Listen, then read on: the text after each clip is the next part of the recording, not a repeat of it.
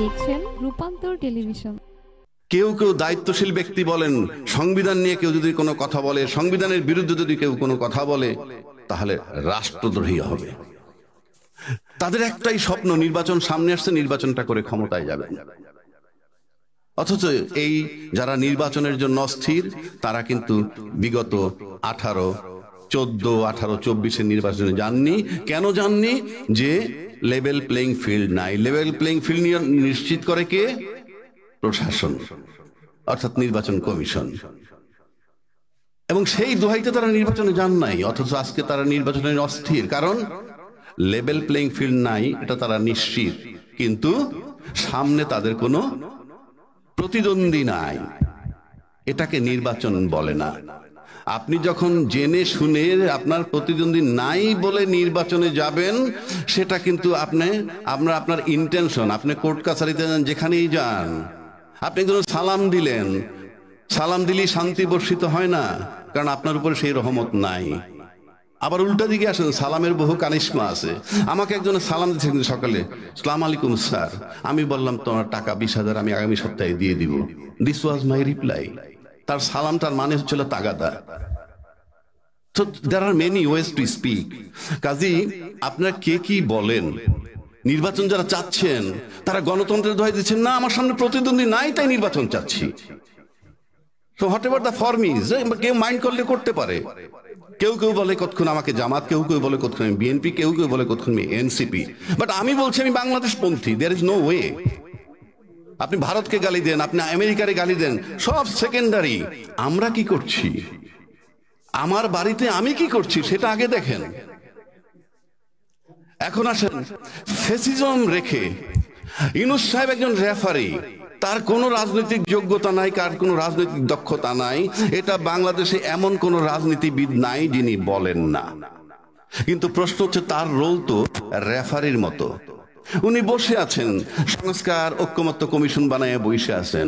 সামনে যে বিজ্ঞ, মারাত্মক বিজ্ঞ রাজনীতিবিদ, পায়ের নখতে মাথার চুল পর্যন্ত তাদের অহংকারে ভরা পলিটিশিয়ান হিসেবে, তারা একত্রে বসে সমঝোতে আসতে পারে না কেন? এই দোষ কি ইউনূস সাহেবের, নাকি তাদের ব্যর্থতা?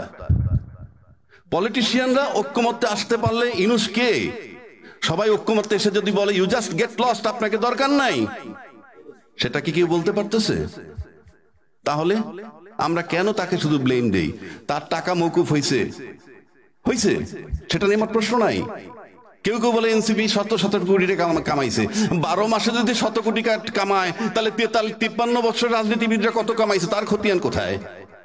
মাত্র 12 মাসে ভাঙা দেশের মধ্যে, ভাঙা নৌকা, ভাঙা সবকিছু, তার ভিতরে যদি কেউ 600 কোটি টাকা কামায় থাকে, তাহলে 53 বছর কামাইছে কি?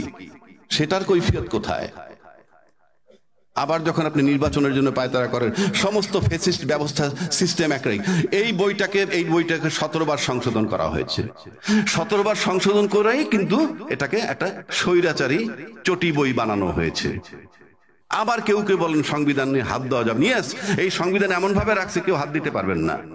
এটার 142 ধারা, সবাই বাংলা ভাষায় পড়বেন।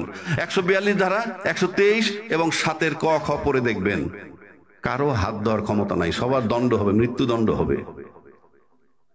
কারণ এই সংবিধান এমন ভাবে করে গেছে, আপনি কোনোভাবে হাত দিতে পারবেন না, সংশোধনও করতে পারবেন না। সংশোধন করতে 2/3 মেজরিটি, তা কিভাবে? সব বলা আছে। এইবার আসেন, 123 ধারায় নির্বাচনের কথা বলা আছে। আমার মনে হয় এখানে অনেক বিজ্ঞ সাংবাদিক আছেন, আপনারা সবাই জানেন যে এই বইটার ভিতরে বলা আছে সংসদ ভেঙে যাওয়ার পর 90 দিনের মধ্যে নির্বাচন। আশা করি সবাই জানেন। সংসদ ভেঙে গেল 8ই অগাস্ট 2024, তাহলে সেই মোতাবেক নির্বাচন হওয়ার কথা 7ই নভেম্বর 2024। এরপরে নির্বাচন কমিশন নির্বাচনের ডেট ফেব্রুয়ারি 2026 দিল। কোন আইনে?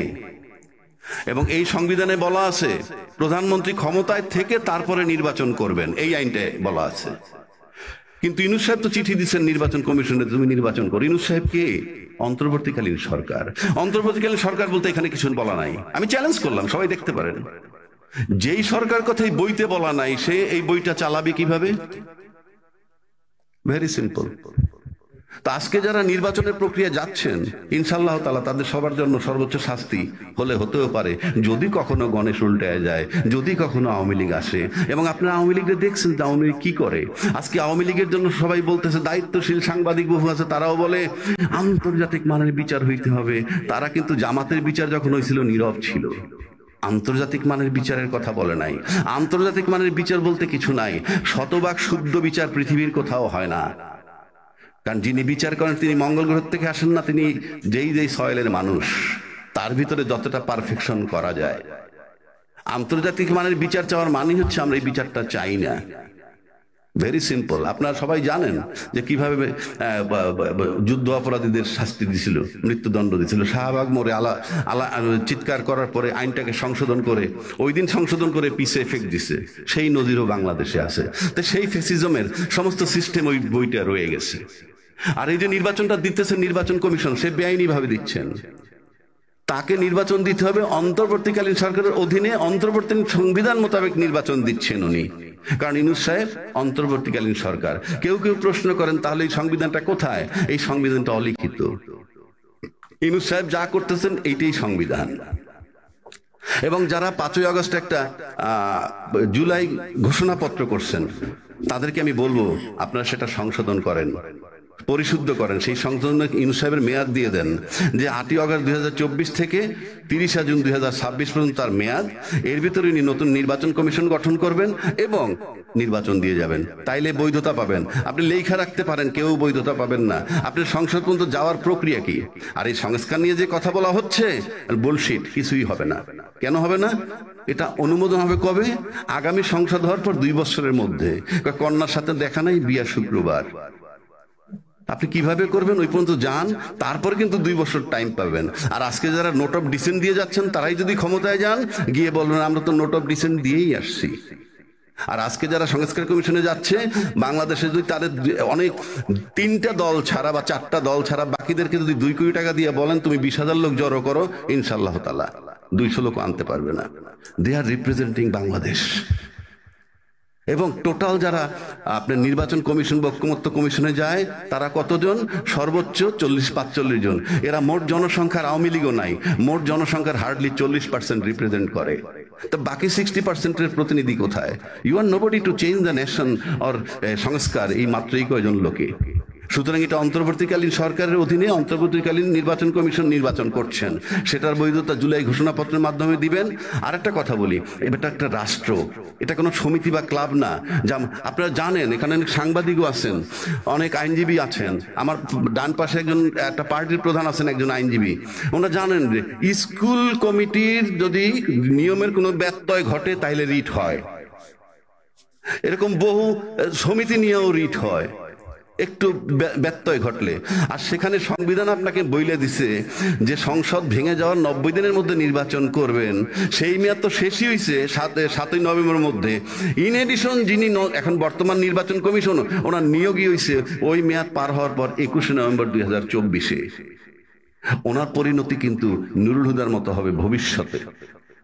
দেশটা কোনো সমিতি বা ক্লাব নয়, এটা একটা রাষ্ট্র, এটা তামাশা নয়। আজকে যারা বিজ্ঞজন, আমি মেহেরবানি করব এই কথাগুলো আপনি উঠাই দিয়েন, অন্তত পত্রিকায় উঠান। এটা রাষ্ট্র, এটা কোনো সমিতি বা ক্লাব নয়।